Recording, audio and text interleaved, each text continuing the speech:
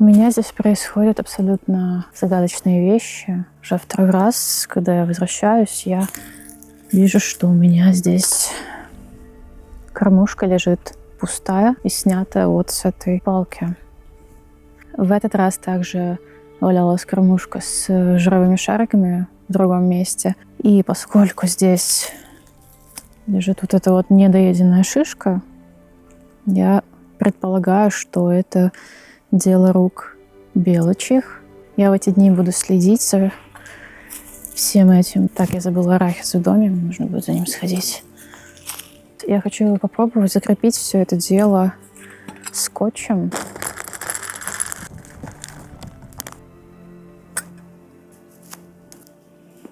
Тут очень мило еще выросли фиолетовые цветочки. Мои птички гораздо больше любят есть из той кормушки, я думаю, потому что оно ближе к деревьям, и, естественно, там проще прятаться, если какие-то хищники, ощущаются для них безопаснее. Но зато с этой кормушкой пока еще ничего никогда не случалось. И хорошо, что она всегда есть как запасной вариант, если что-то случается здесь с кормушками или где-либо. Я, кстати, загуглила, любят ли белки есть жировые шарики, и да, их они тоже едят, так что, скорее всего, это все проделки белки. И я, кстати, не показывала, но на заднем дворе под одной из елок я нашла следы, точнее, остатки шишек, которые явно, сидя на этой елке, ела белка. Где-то здесь поблизости она явно промышляет и, возможно, заинтересовалась и арахисом. В прошлом видео я показывала эту елку несчастную, которая переломилась надвое. В общем, вот дом. Вот здесь. Так, вот эта вот елка. Тут можно видеть вот эту вот кучу очистков. Тут белка явно много времени проводила за тем, чтобы поедать шишки. Ух, я нашла еще одну сорпосцифу, посмотрите. Если честно, не планировала сегодня ничего особо снимать. Хотела приехать и побыть здесь, помонтировать видео, которое предыдущее будет. Но да, тут, как всегда, какие-то тайные загадки происходят и движ. Что захотела снять про эту загадочную кормушку и надеюсь, что белку, а не кто-то покрупнее и двуногий. Давайте покажу уже сразу вторую кормушку, которая тут валяется. Всего на пару дней уехала. Здесь уже какие-то беспорядки. Да, вот она лежит. Висела вот тут. И кто-то рыжий и хитрый все утащил. Так что пойду сейчас это дело исправлять.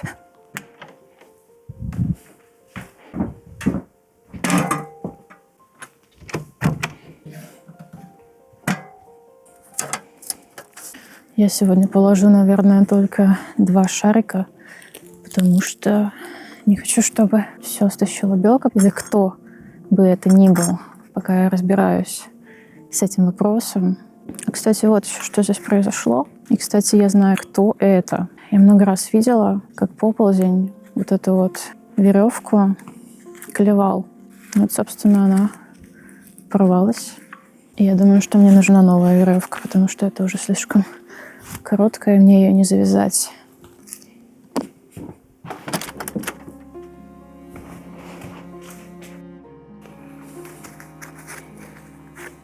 В общем, вполне возможно, что я абсолютно несправедливо оклеветала белку и насчет этой кормушки. И что на самом деле она просто упала сама по себе.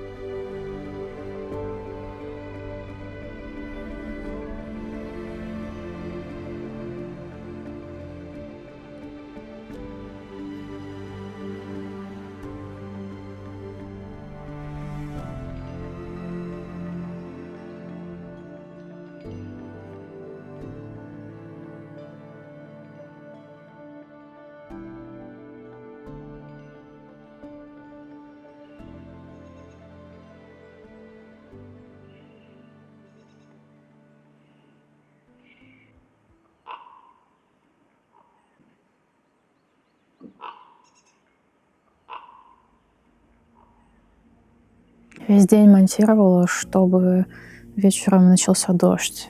Кстати, у нас поселились вороны вон там, на дереве, совсем рядом здесь, поэтому можно слышать их. Вчера целых 2 раза выходила лисица опять, которую я показывала в прошлом видео. Скорее всего, это та же самая лисица. И, кстати, я вижу много новых. Сейчас покажу. Вон на тех бревнах можно видеть очистки от шишек. То есть у нас где-то здесь точно поселилась белка. Я сейчас все чаще вокруг дома вижу следы беличьего пребывания здесь. И, кстати, я слежу за кормушкой, которую я показывала вчера, что ее разворовывают, но пока что там ничего не происходит. Никто не приходил, кроме птиц. И пока что со 100% уверенностью я затрудняюсь сказать, действительно ли это была белка. Вообще очень интересно, что за весь прошлый год почти не встречала никого из животных близко и толком не видела никого за целый год. А сейчас, вот как я встретила белку зимой, с тех пор уже и белки появлялись, лисы выходят совсем близко. Прошлые хозяева говорили, что здесь часто ходят кабаны по территории, но за весь год я конкретно на территории не видела их, но я думаю, что я их слышала в лесу.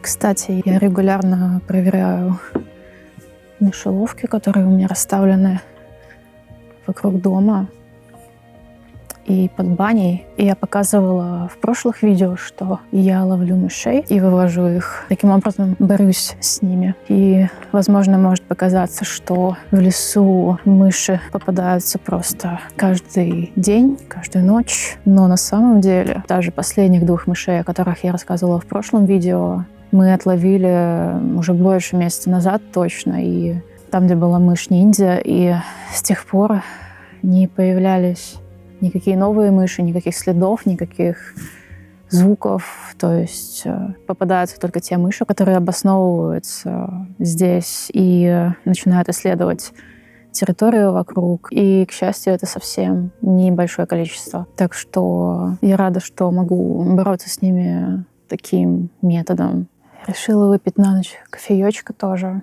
Весной в это время, сейчас где-то 8:30, поют последние песни вечерние птицы. Громче всех распевается певчий дрозд. И еще в это время постоянно пролетает бекас туда-сюда. А потом, когда стемнеет, будут слышны его загадочные блеяния в лесу, которые в прошлом году заставили меня задуматься о том, что это за звуки и почему козел передвигается, летая. Я упоминала бекаса, по-моему, в самом первом видео из леса.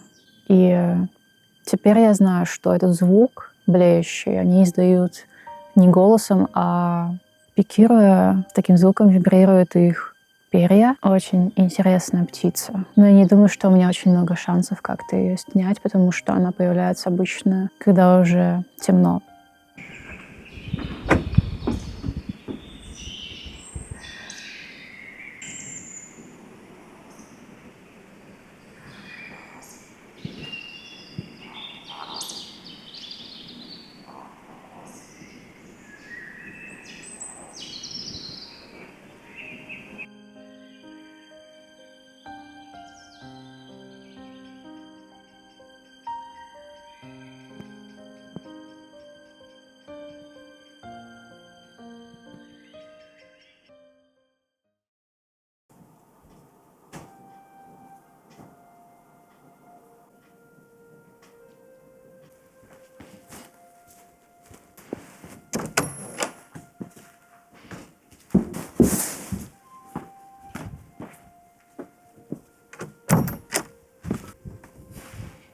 В общем, что я хочу сегодня сделать? Сейчас я буду все высветлено.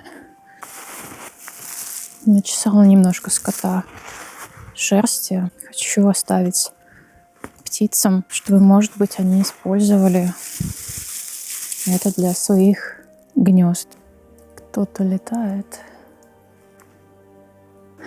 Прилетели белые птицы. По звуку крыльев как будто голуби, но вихри, точнее. Может быть, у кого-то будет гнездо из фибуши. Я пока что повешу его вместо этой кормушки. Вообще, эта кормушка я никогда не рассказывала. Сама она как будто бы должна наполняться вся целиком здесь, и вот из этих мест они должны съедать еду. Но я у себя не использую кормушки, в которые нужно засыпать мелкий корм. Я уже рассказывала об этом в прошлых видео, потому что птицы его просто разбрасывают, будь это семечки или какие-то смеси. И потом вся эта еда под кормушками привлекает мышей. И все, что происходит дальше, мне не нравится. Надо будет его пока что куда-то отнести. Я так и не сказала, что хотела. В общем, такими кормушками я не пользуюсь здесь, но мне ее подарили. Я хотела ее как-то использовать, поэтому она просто такая сессионная кормушка, в которую я насыпаю птицам еду, когда приезжаю сама сюда и физически здесь нахожусь, когда я могу следить за тем, что происходит с этой едой. Мне в целом интересно, что скажут птицы по поводу фибушиной шерсти. Так что я хочу пока что затаиться с телеобъективом.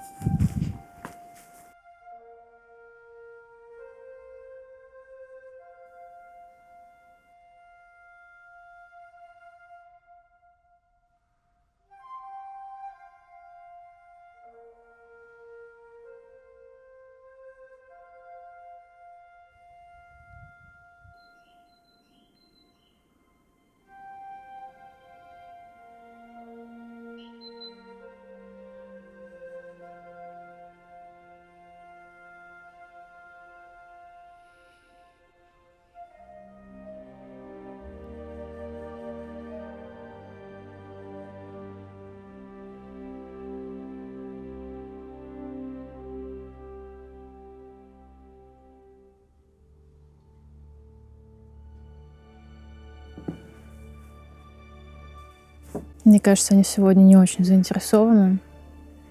Уже довольно поздно. Я имею в виду в фибушином мехе, не заинтересованы. Хотя они только что вернулись, может быть, я их пугала. Ворон прилетел и улетел. В любом случае, я уже очень замерзла и не ела. И, наверное, пойду растоплю печь или что-то такое сделаю.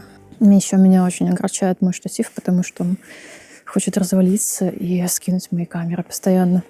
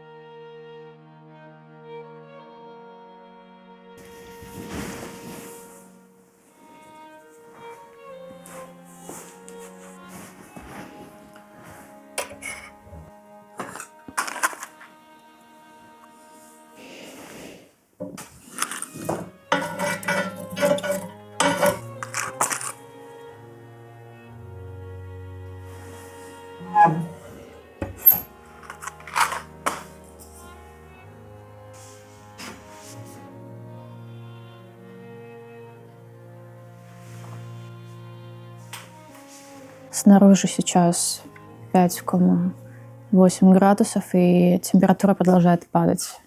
Внутри сейчас 8 градусов тепла, но я очень сильно замерзла при этих 5 градусах снаружи.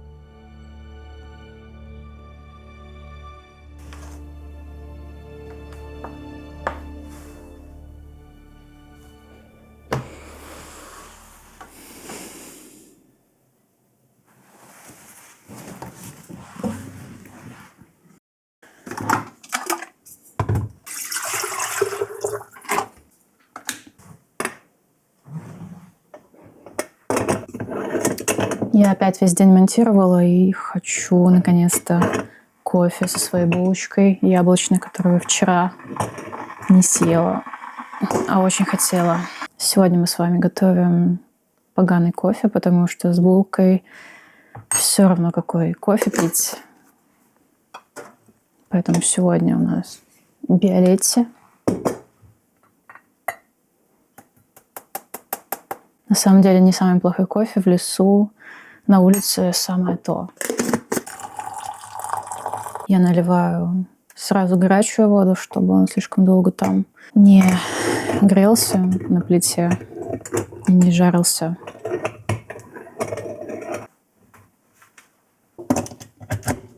Теперь ждем, когда вода из нижнего резервуара поднимется через кофейную таблетку в верхний резервуар, и можно будет пить. Я никогда не пью его в чистом виде, потому что он получается почти как эспрессо, и разбавляю его водой. Получается что-то вроде американо. Вчера весь вечер я тоже провела в монтаже и легла только в 2 часа ночи, поэтому я сегодня закончила уже точно. Сейчас 8:15, и планирую остаток вечера делать ничего, пить кофе, слушать ночной лес, шебуршание животных и почитать.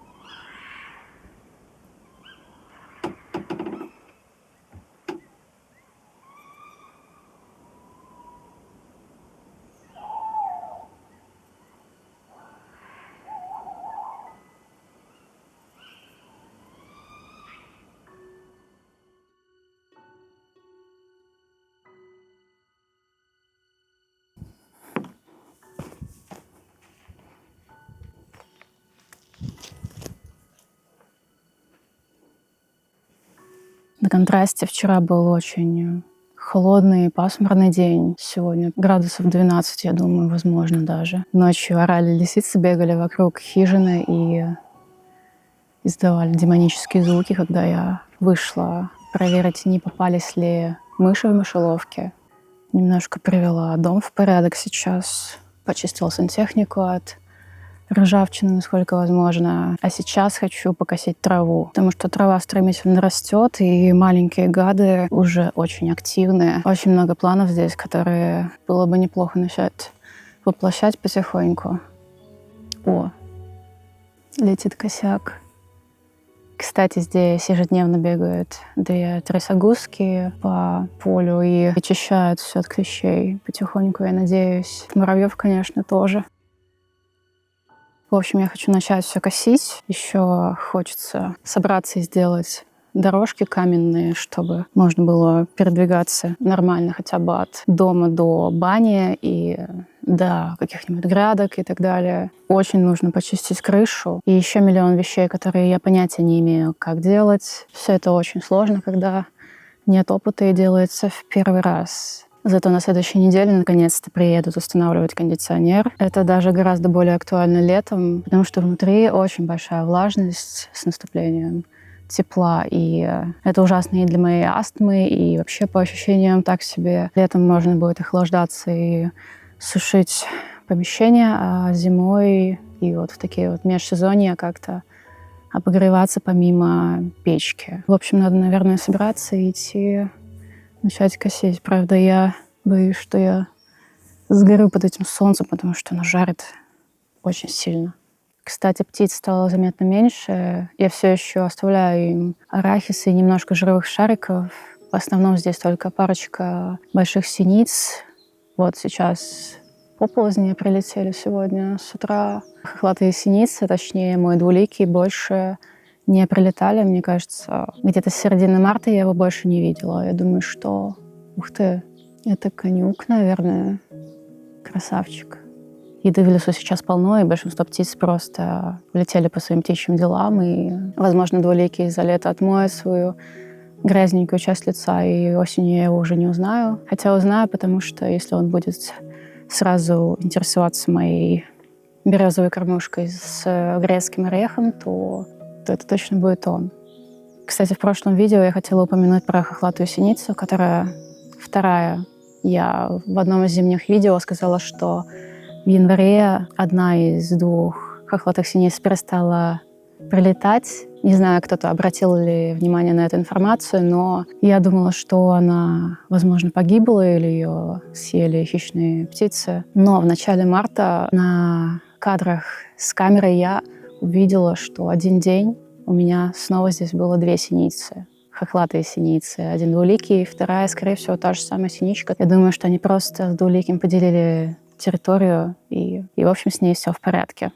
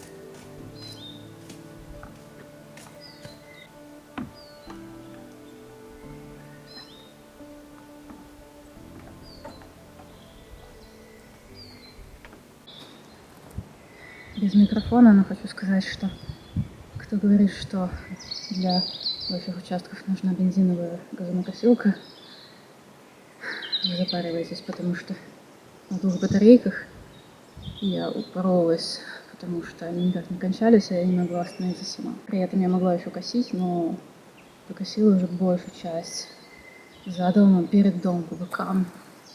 Уже умираю.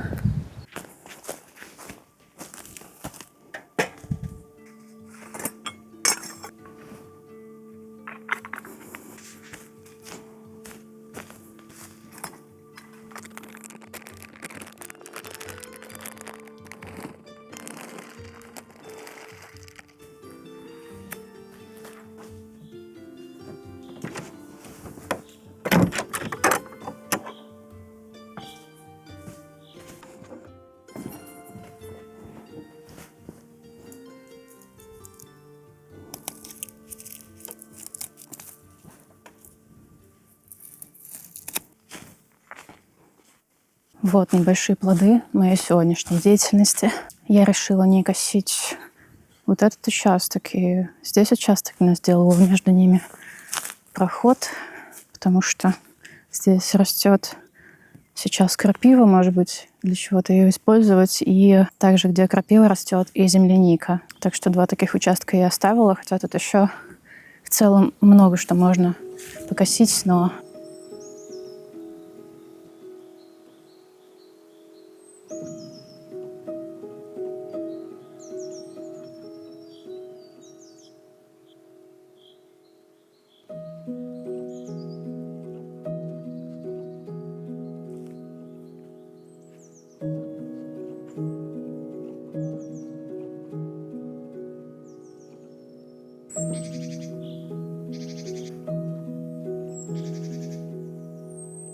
Спасибо, друзья, за просмотр, и особенно большое спасибо всем тем, кто поддерживает этот канал на Boosty и Patreon, делая эти видео возможными. И до встречи в следующем эпизоде Лесных историй.